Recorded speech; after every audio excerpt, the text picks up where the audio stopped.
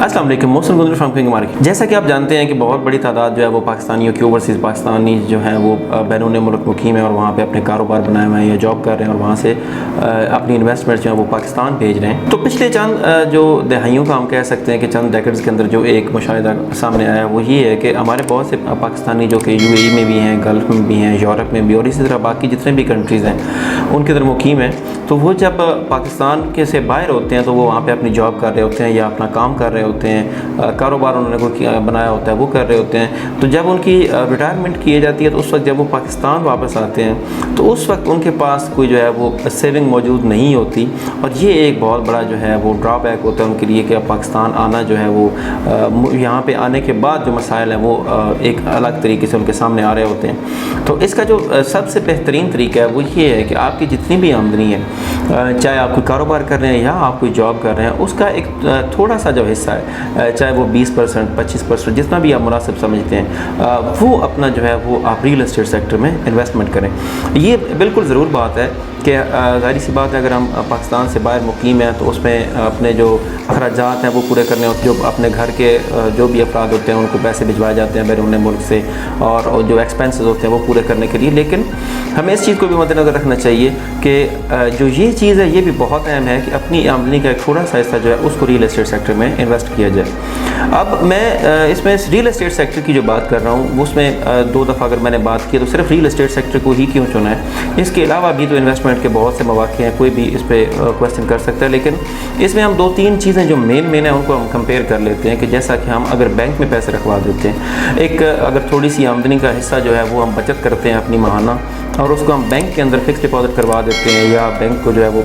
उसके एक saving account में रखवा देते हैं, उसके ऊपर हमें कोई रिटर्न मिलता है जो कि एक सूद की भी शक्ल हो जाती है और उसके साथ साथ जो है वो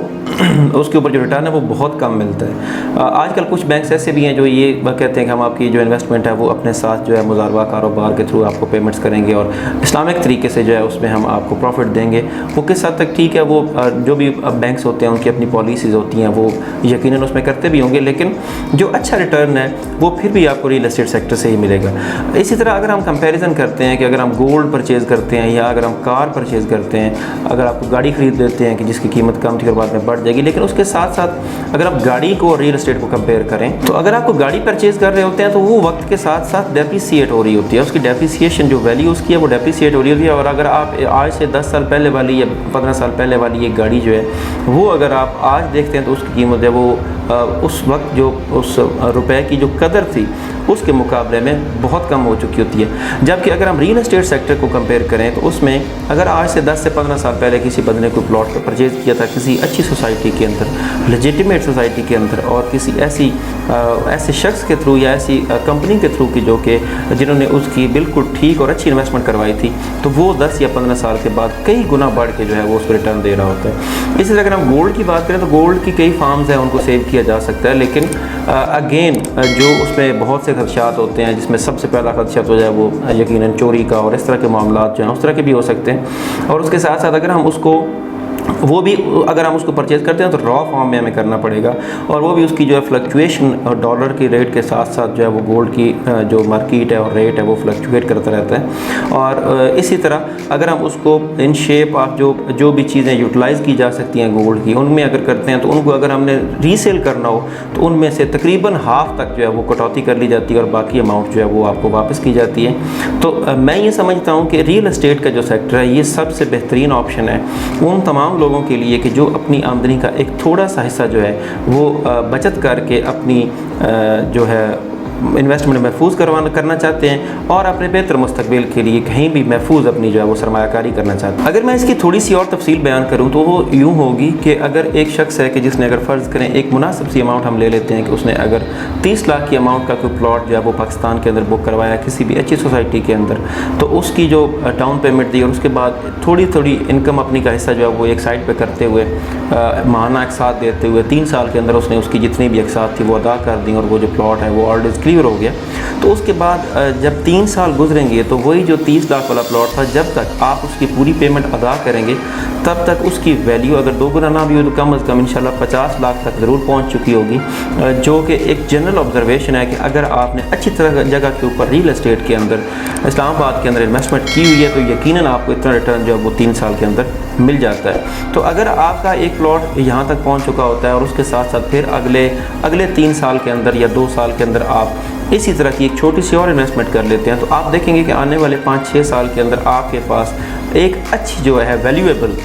प्रॉपर्टी आपके पास महफूज होगी और आपके पास एक जो है वो आपकी इन्वेस्टमेंट जो है वो सेव भी हो चुकी होगी और उसके साथ साथ मल्टीप्लाई भी हो रही होगी। आप यूँ इसको कंसिडर करें कि अगर आप रोज़ाना की बुनियाद पे 1000 रुपया अपना सेव कर रहे हैं और माहाना आप 30,000 रुपया अपनी इंस्टॉलमेंट दे रहे हैं, तो जो आप 1000 रुपया रोज़ाना का सेव कर रहे हैं वो भी आपका डेली बेसिस पे जैसे ही आप वो अपनी इंस्टॉलमेंट्स पे कर रहे होंगे उसके साथ साथ वो मल्टीप्लाई भी होता जा रहा होगा। ऐसा नहीं है कि अगर आपने 1000 रुपया या माहाना 30,000 रुपया आपने पे कर दिया तो वो उधर का उधर ही है, जबकि अगर आप रियल एस्टेट सेक्टर में इन्वेस्टमेंट कर रहे हैं तो वो मल्टीप्लाई हो रहा होता है। तो मेरे जितने भी ओवरसीज़ पाकिस्तानीज़ हैं, मेरी उनसे ये गुजारिश है कि आप जितने भी मेहनत कर रहे हैं वहाँ पे, कारोबार अपने कर रहे हैं, अपनी जॉब्स कर रहे हैं, आप सबसे ये गुजारिश है कि इसके साथ साथ कि आप अपने घर वालों को यकीनन अमाउंट भेज रहे हैं और सारी चीज़ें कर रहे हैं, लेकिन आपकी अपनी ज़ात के लिए और पाकिस्तान आपकी